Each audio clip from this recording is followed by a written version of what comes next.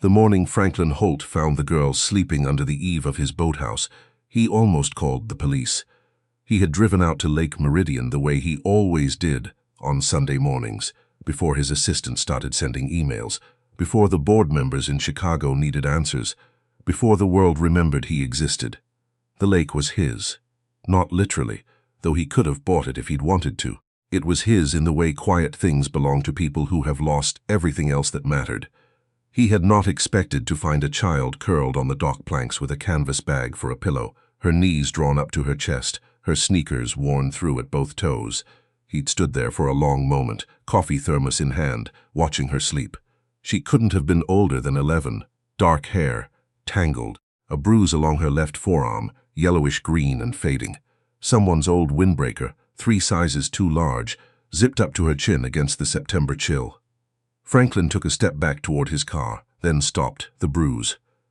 He had seen bruises like that on his daughter 22 years ago. He had been too busy then, too sure that Eleanor was handling things, that the school counselor was handling things, that someone else was handling things. By the time he stopped telling himself that, it was too late to handle anything at all.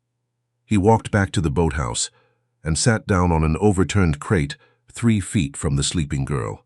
He waited. Her name was Bea, not Beatrice. She told him when she woke up and found him there. She'd checked him for a weapon first, he noticed, her eyes going to his hands before his face, which told him something he wished it didn't. Just Bea, like the letter. "You own this?" she asked, meaning the boathouse. "I do." She sat up slowly, hugging the canvas bag to her chest. "I'll go. You don't have to." She looked at him the way children look at adults who say things like that, measuring the gap between the words and what they actually mean. "I got coffee," he said, "and I think there's a granola bar in the glove compartment. It might be from last month." Bea considered this. "What kind?" "Peanut butter, I think." She decided to stay for the granola bar. He learned it in pieces, the way you learn anything true. Slowly, and not all at once. Her mother worked double shifts at a distribution warehouse 40 minutes south of town. Her father had been gone since Bea was 4. There was a stepfather now, Ray, who had moved in 8 months ago, and who Bea described with a flatness in her voice that was more frightening than anger would have been.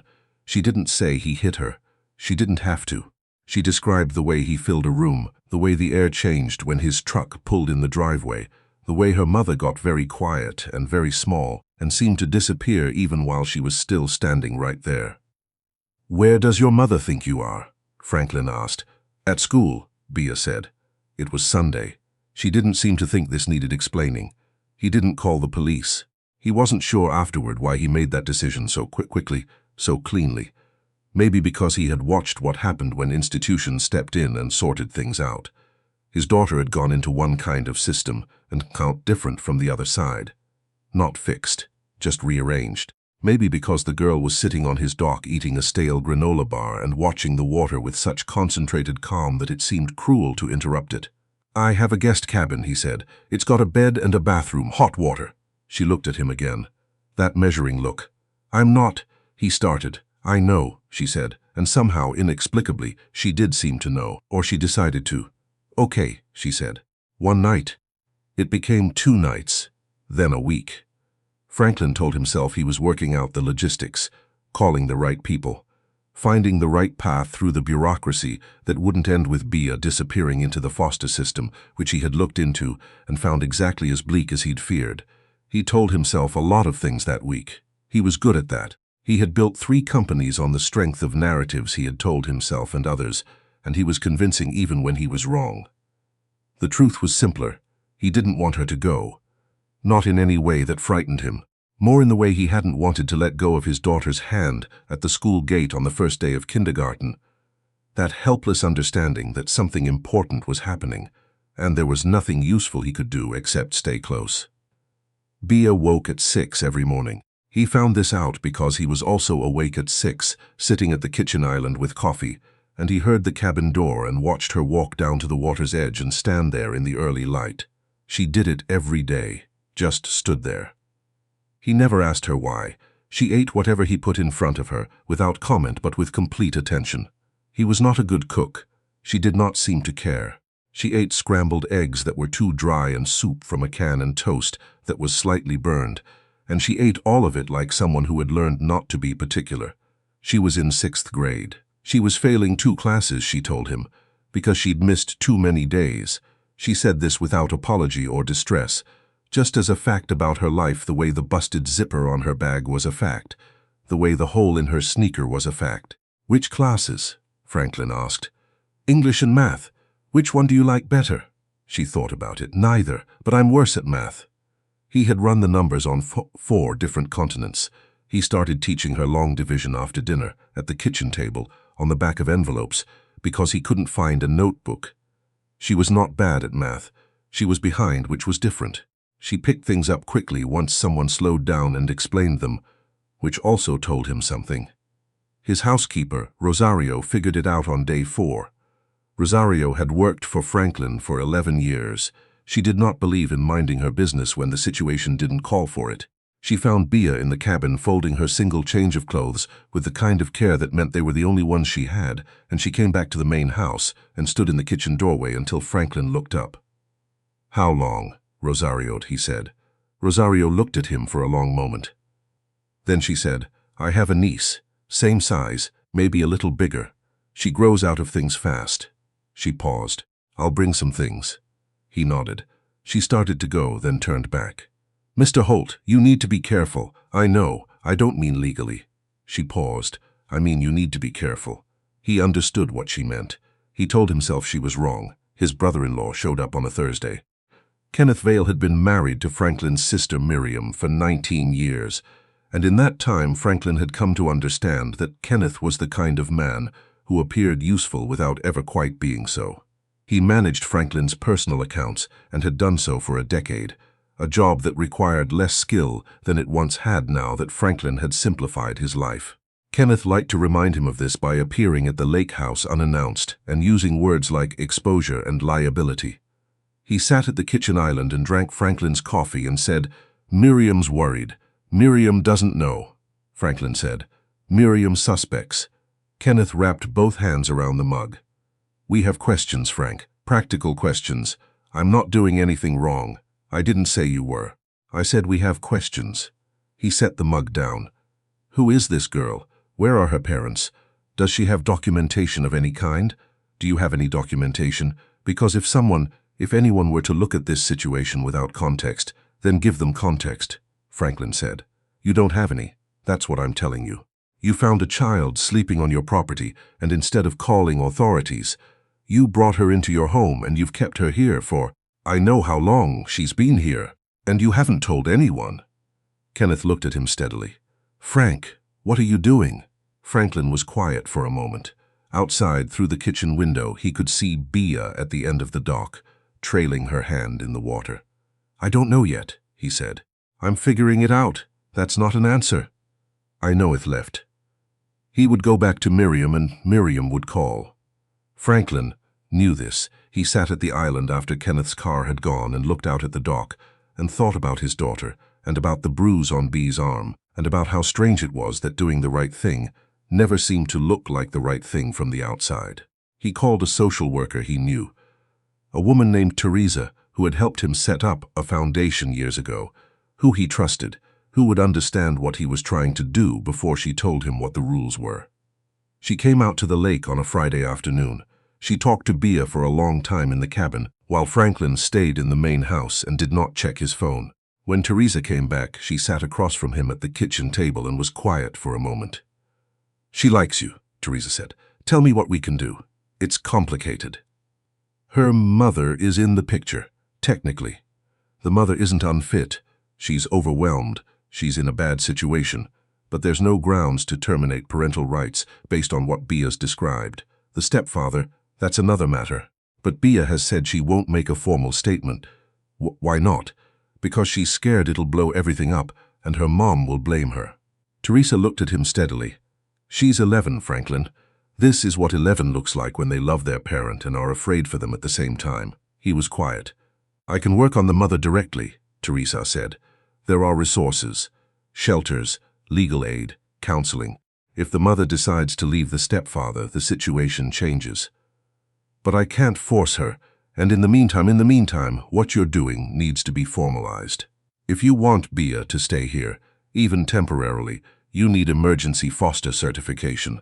I can expedite it, but you need to do it properly. Then let's do it properly. Theresa looked at him for a moment. You know this might not end the way you want it to. I know. She might go back to her mother. That might be the right outcome. I know that too. Okay, Theresa said. She opened her bag and took out a folder. Then let's start. The certification process took 11 days. In those 11 days, Kenneth called twice, and Miriam called 4 times, and Franklin's attorney left 2 messages that he read and did not return. He understood their concern. He understood it in the way you understand the weather, accurately, and without any particular interest in letting it change your plans. Bia stayed. She got a new pair of sneakers because the old ones had given up entirely, and because Rosario's niece happened to wear the same size, and Franklin did not examine this coincidence too closely. She borrowed books from the shelves in the main house and returned them to different shelves than she'd taken them from, which meant the house accumulated small evidence of her everywhere. A book about marine animals on the kitchen counter, a mystery novel open face down on the porch railing. She did her homework at the kitchen table. She was getting better at fractions.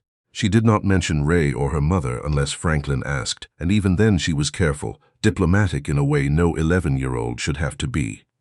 One evening she asked him, without looking up from the worksheet in front of her, "Did you have kids?" He was quiet for a beat. "A daughter.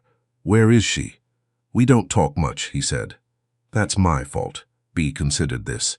"My mom says stuff is Ray's fault, but she still stays." She wrote down an answer, erased it, wrote it again. "That's confusing." "Yes," Franklin said, "it is.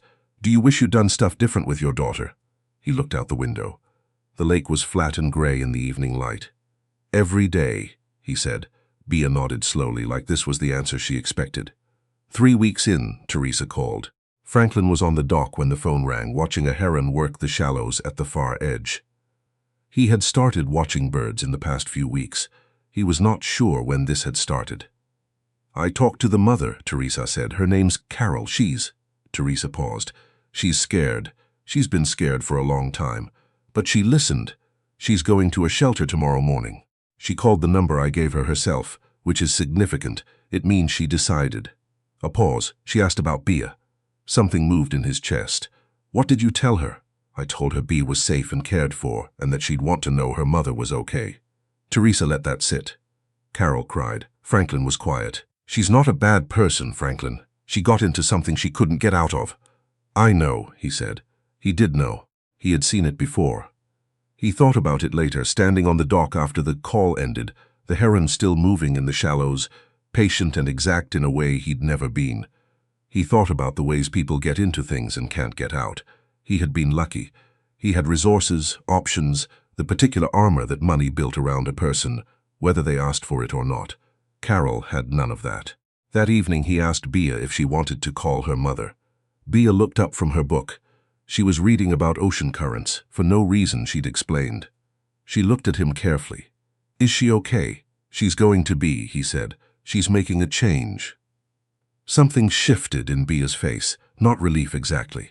More like the moment when you've been holding your breath for so long you've forgotten you were doing it, and you finally let it go. "Okay," she said quietly.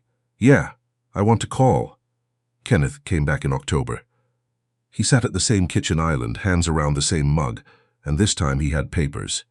Franklin's sister was formally requesting that he consider a managed transition plan, a phrase Kenneth used 3 times, smoothly, as though it weren't a piece of language designed to mean something without quite saying it. "Miriam is concerned," Kenneth said, "that you're becoming attached. In a way that isn't good for either of you. Miriam can be concerned about whatever she likes.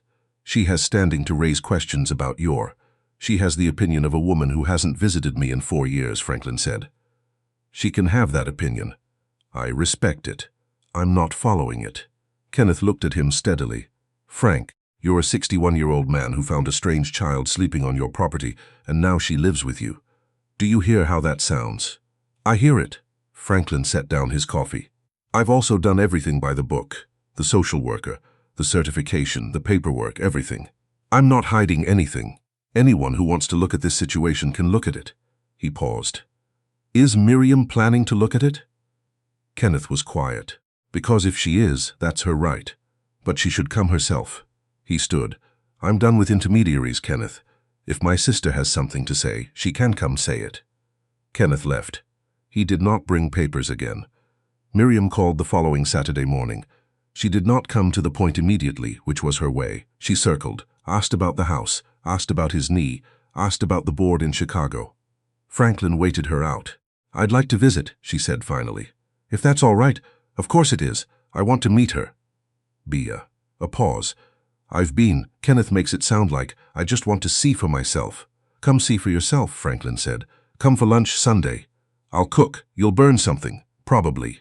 Miriam came on Sunday. She and Bea sat on the dock for 2 hours, while Franklin stayed in the house and overcooked a chicken. When they came in for lunch, Miriam was quieter than usual, and Bea was slightly sunburned, and carrying the marine animals book she'd apparently brought out to show Miriam the chapter on herons. Miriam looked at Franklin over Bea's head and nodded once, slowly. He understood. The thing with Kenneth happened in November. Franklin had been looking at the accounts, something he hadn't done closely in years, because Kenneth managed them and Kenneth was family, and Franklin had made the mistake that people make with family, of trusting past the point where trust should have required verification. He almost missed it. It wasn't large, not by his standards, and it was spread out over 18 months in amounts that were individually unremarkable. He might have kept missing it if Bea hadn't asked one evening what he was looking at. Accounts, he said. She came around to look at the screen, which he allowed because she was curious about everything, and he had stopped thinking of her curiosity as something to manage. She looked at the spreadsheet for a moment. These numbers match, she said. He looked where she was pointing. They should. No, I mean, they match too much. She pulled the laptop a little closer, which she did without asking, and which he had also stopped noticing. You've got these same amounts coming out on these dates, and then these same amounts going somewhere else, and they're always the same. Doesn't that seem weird? He looked at the columns. He was quiet for a long time. Yeah, he said finally. That does seem weird. Theresa called again in December, with news he'd been waiting for and dreading in equal measure. Carol was out of the shelter, in an apartment, working. The restraining order against Ray was in place. She was stable. She wanted to see Bea.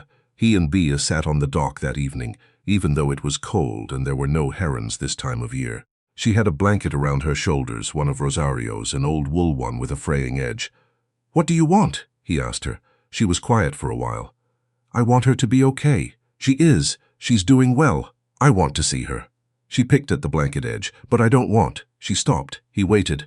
I don't want to go back to how it was before, she said, with Ray around, with everything being. She stopped again. That's gone, he said. Ray is gone. Yeah, but. She was quiet. Before Ray there was someone else, and before that she looked out at the water. My mom makes bad choices. I love her, but she makes bad choices. Franklin thought about his daughter, about how many years it had taken him to say something even approaching that honest about himself. You can love someone and also be clear about what they do, he said. Those aren't opposites. Bea considered this for a long moment. Okay, she said. Then, can I still come here, even if I'm back with her? Yes, he said, without hesitation, whenever you want. She nodded and pulled the blanket tighter, and they sat there as the light went off the lake, not talking, which had become one of the things they were best at together. He told Theresa to proceed with the visit. Carol came to the lake on a Saturday afternoon in December, 12 days before Christmas. Franklin made himself scarce in the way Theresa had suggested, not absent, just not present, available if needed. He took a long walk along the shore and didn't check his phone. When he came back an hour and a half later, Carol was sitting at the kitchen island, and Bea was beside her, and they were both looking at the marine animals book. Carol reading aloud from the heron chapter. Carol was younger than he'd expected. She looked tired in the bone-deep way that didn't go away overnight. When she looked up at him, her eyes were swollen, but clear. Thank you, she said. Her voice was even. He nodded. There didn't seem to be much else to say. The arrangement that came out of the following months was not simple to explain to people who wanted things simple. Bea went back to her mother in January, her mother who was doing better, who had a caseworker and a therapist and a job she kept, and an apartment that was actually hers, where no man's presence changed the air. Bea went back, and she came to the lake on weekends and school breaks. and Franklin drove her to math tutoring on Tuesday afternoons because it had become a habit neither of them had thought about stopping. Kenneth was removed from the accounts in January. Franklin did not press criminal charges, which his attorney felt was too lenient, but which felt right to him in a way he couldn't entirely defend. He transferred account management to a firm he'd used in another context, and he told Miriam what had happened in a straightforward phone call that left her very quiet for a very long time. "I'm sorry," Miriam said. "I know. I didn't know, Frank. I want you to know that. I believe you," he said. And he did. He established a small fund through Teresa's organization that spring, not in his name, which felt wrong for something like this, but designated for children in transitional situations who needed what he could never quite name properly, a landing place, somewhere to be while the larger things got sorted out. He had an idea that there were more children like Bia than people who lived in houses like his generally thought about. Bia turned 12 in March. She asked for a book about tide pools and a better calculator for school, and Franklin got her both and also a new bag because the canvas one had finally given up, and Rosario made a cake that was better than anything Franklin could have managed. Carol came for the birthday, and Teresa and Miriam, who had started coming around again in the way she used to before life had gotten between them. They sat around the kitchen table and ate cake, and Bia worked through the tide pool book while the adults talked, looking up occasionally to ask questions that sent the conversation sideways in directions nobody had planned. Later, after Carol had taken Bia home, after Miriam and Teresa had gone, after Rosario had cleaned up and left, Franklin sat on the dock in the dark for a long time. He had been sitting on this dock for years before Bia. He had come here to be alone in the way that had stopped feeling like a choice and started feeling like the only option. He sat here now, and the lake was the same, and the dark was the same, and the cold came off the water the same way it always had, and yet something was different in a way he couldn't account for without sounding foolish. He thought about his daughter. He thought about the call he hadn't made in 3 years, and the one before that, and the year before that. He thought about what Bia had said on the dock in the fall. You can love someone and also be clear about what they do, and how strange it was to hear a piece of wisdom you should have arrived at yourself, delivered by someone who was still learning long division. He went inside and found his phone and sat at the kitchen island for a while longer before he called. It rang 4 times. He had prepared himself for voicemail, but then his daughter picked up. "Dad," she said, just that, careful and guarded in the way of someone who has learned to guard themselves but hasn't fully decided yet whether to. "Hey, sweetheart," he said. "I know it's late. He stopped. Started again. "I've been thinking about some things. I wanted to talk if you're willing. I know I've got a lot to answer for. I'm not expecting anything, but I'm willing to start if you are." A long silence. "Okay," she said quietly. Not warmly. It was too early for warm, and he understood that. But she stayed on the line. "Okay, start." Outside, the lake moved in the dark, patient as it had always been. Franklin Holt leaned his elbows on the kitchen island and began.